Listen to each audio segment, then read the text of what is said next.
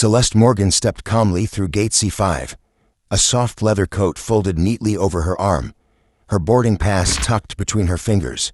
She looked like any other first-class traveler, composed, well-dressed, unbothered. That was intentional. Today, she wasn't flying as the CEO of Starglide Air. Today, she just wanted to sit quietly, review her briefing slides, and get through the flight.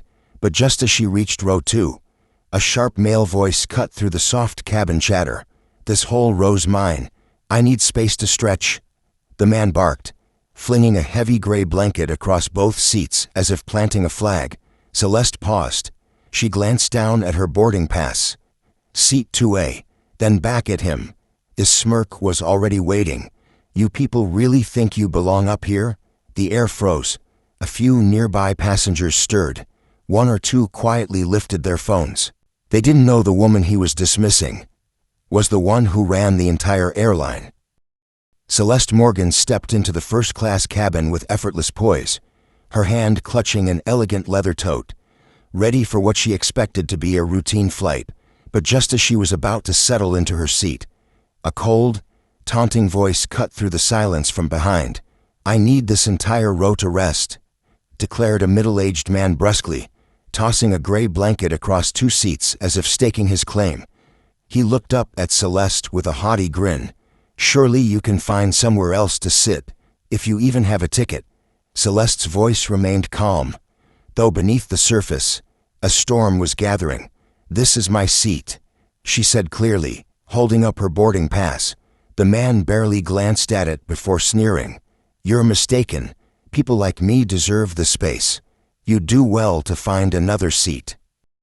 Celeste Morgan, the celebrated black CEO of Starglide Air, walked deliberately down the aisle, each step radiating quiet confidence and professionalism. She had just wrapped up a tense board meeting and was mentally preparing for the important appointment she had 5 hours later. Reaching seat 2A, she set down her compact carry-on, intending to review her presentation materials before takeoff.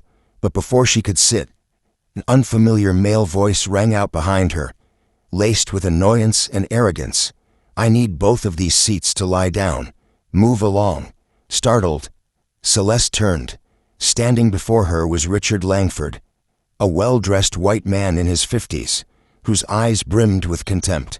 Without waiting for her reply, he deliberately spread his gray blanket over seats 2A and 2B, as if he owned them outright. The normally serene first-class cabin instantly grew heavy with tension. Fellow passengers glanced between the two of them, quietly observing. Celeste met Richard's stare, her calm exterior masking the indignation swelling inside her. Still composed, she spoke just loudly enough for those nearby to hear. "Excuse me, seat 2A belongs to me. I reserved it, and here is my boarding pass." She raised her phone, displaying her electronic pass on screen. Richard Langford didn't even look. Arms crossed, he laughed derisively.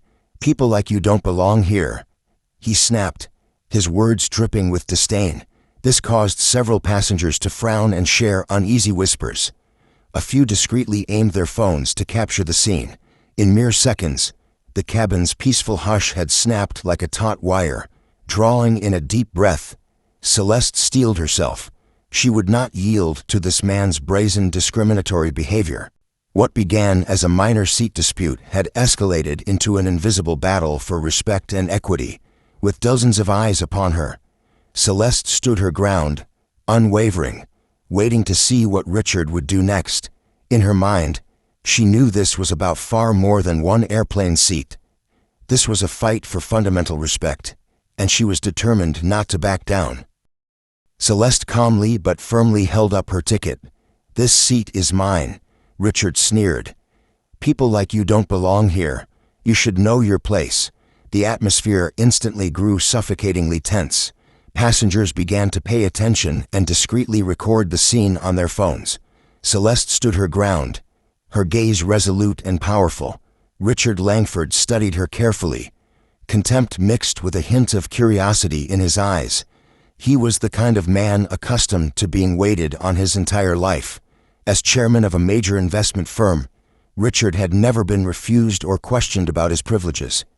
To him, The world always ran by the rules he set. Power, money, and skin color were his tools for bending others to his will. But Celeste's unexpected composure was more unsettling than anything he'd ever encountered. Richard despised any woman who dared to defy him, especially a black woman trying to stand on equal footing. Celeste's authoritative yet graceful presence tested his patience. He leaned forward slightly, eyes challenging. "Let me make this perfectly clear. This is my section.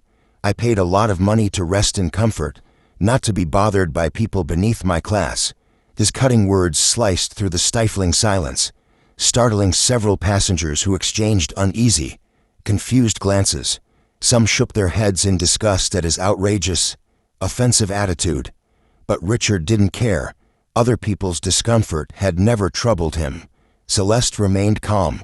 She knew this battle was not just about her personal rights but a fight for dignity, something she'd spent her whole life defending. Born and raised in a working-class family in Atlanta, Celeste had fought for years to reach her current position.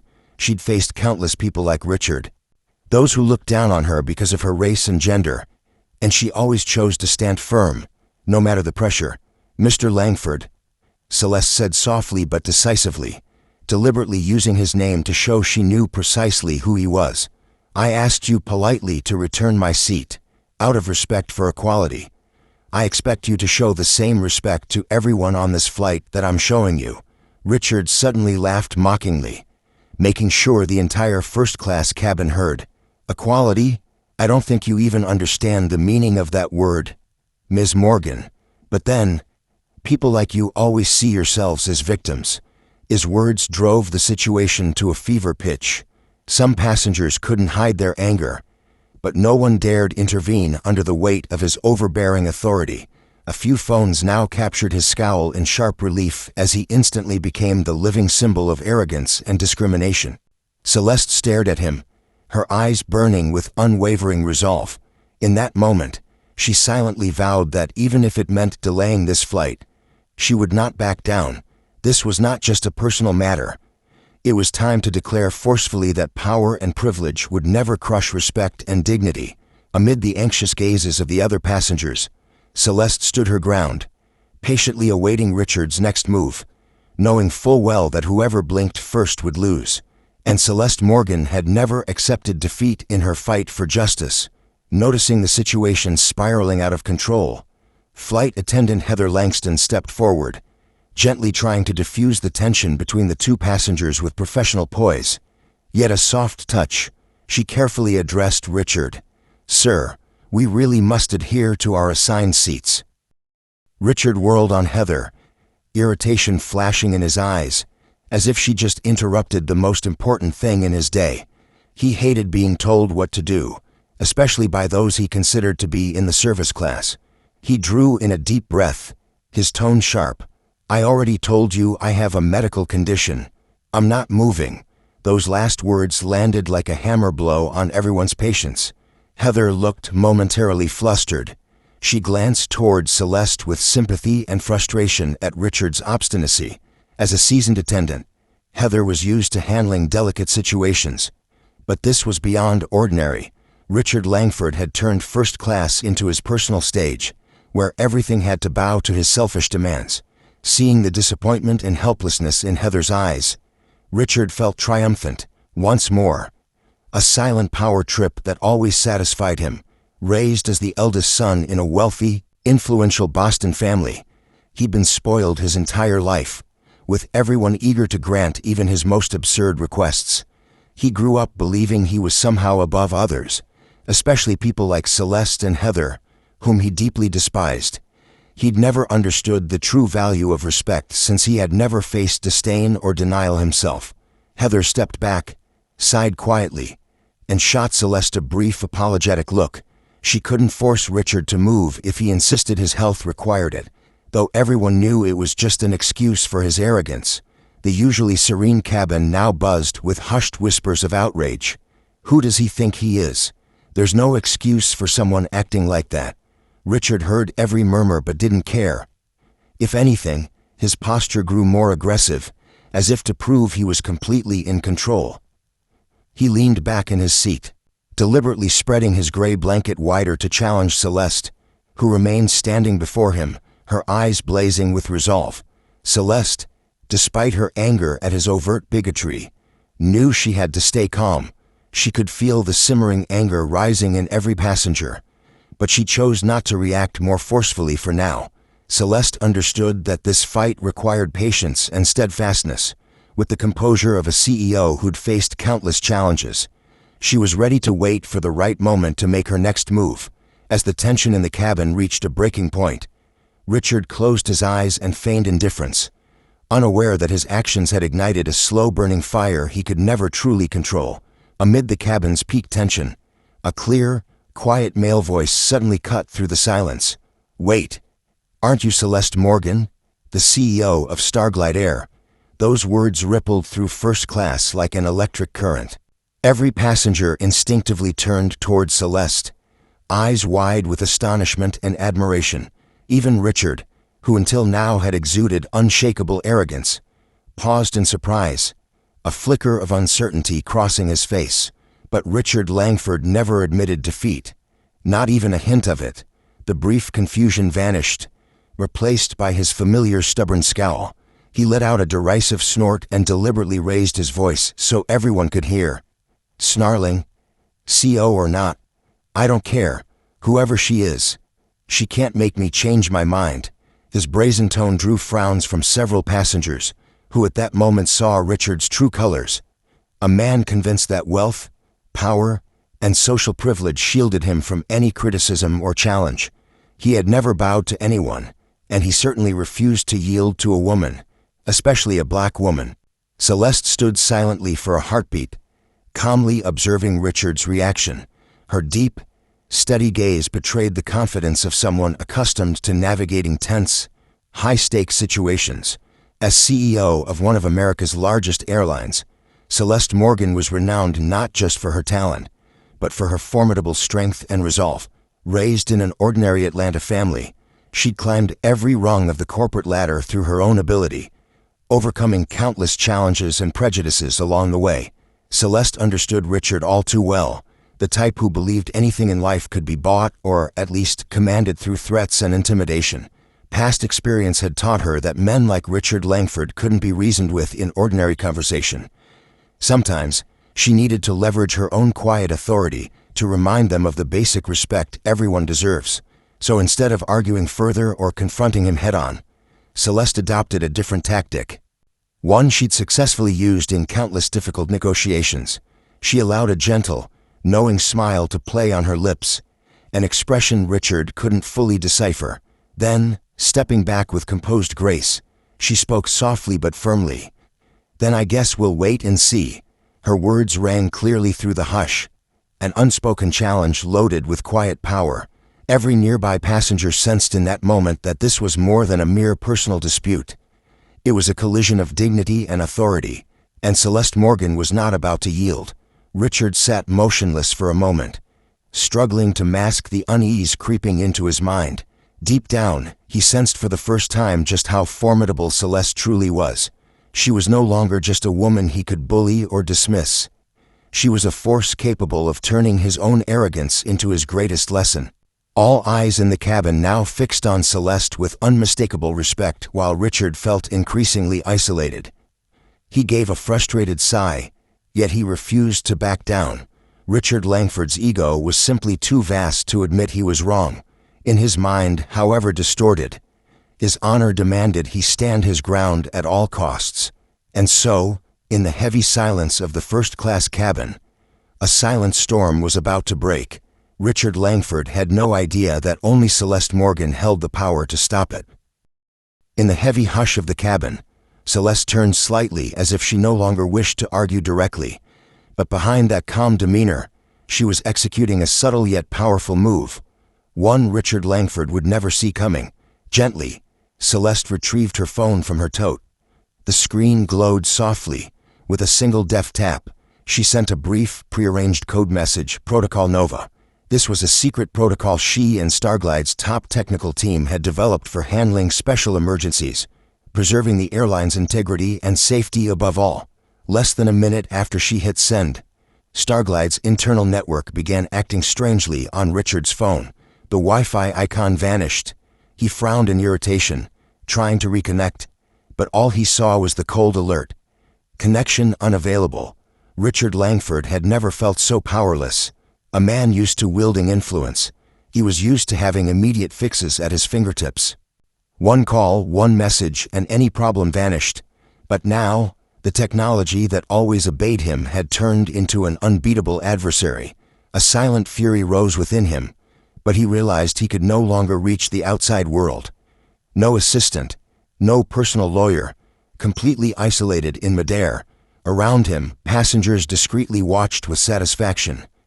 His previous arrogance and bullying had become the very reason he was being cut off, but Richard didn't grasp that.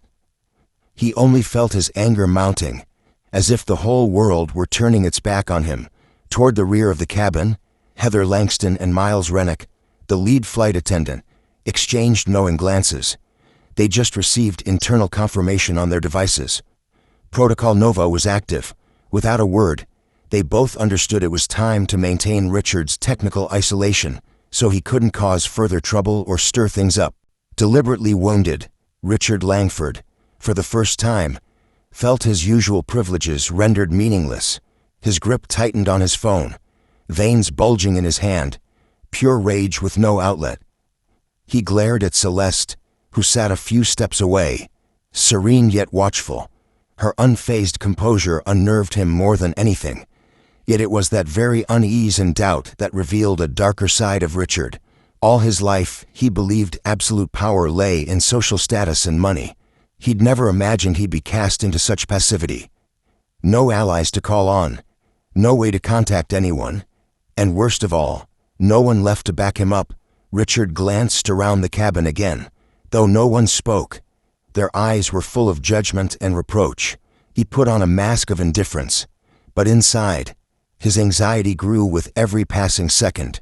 Nearby, Celeste sat quietly, her gaze drifting softly to the window. Beneath her calm exterior, she was tracking every development with precision. In her heart, a quiet determination swelled because she knew this fight wasn't simply about reclaiming her seat. This was her moment to prove that true power doesn't reside in arrogance, money, or rank. It lies in respect, dignity, and how you wield them to uphold the most fundamental human values. Celeste inhaled softly, relaxed her posture, and continued to wait. She understood that time was her greatest weapon in the standoff, and the longer it went on, the more Richard's confidence and influence would erode. Deep down, she knew that by the time this flight landed, Richard Langford would learn the greatest lesson of his life. Real power never comes from subjugating others. A sense of helplessness, something Richard Langford had never known, now began to crush his pride. Celeste's steely silence and the passengers' reproachful glances made him feel trapped in an inescapable maze. Finally, he couldn't take it any longer. Seething with fury, he sprang to his feet, his face flushed with anger, and shouted across the first-class cabin, "I want off this plane right now." His roar shattered the remaining stillness, causing everyone to startle and turn to stare. Never before had Richard lost his composure like this. He had always believed he controlled every situation in his life, trusting completely in his social power and privileges.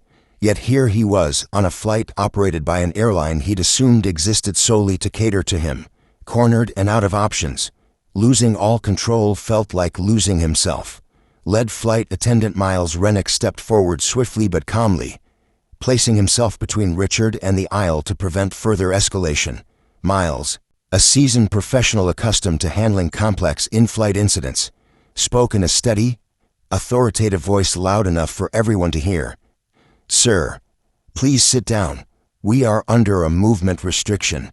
Richard hesitated at the firmness in Miles's eyes, but his inner rage did not subside. He jabbed a finger at Miles, trembling with indignation. "You have no right to keep me here. Don't you know who I am? I'll sue this airline and her too."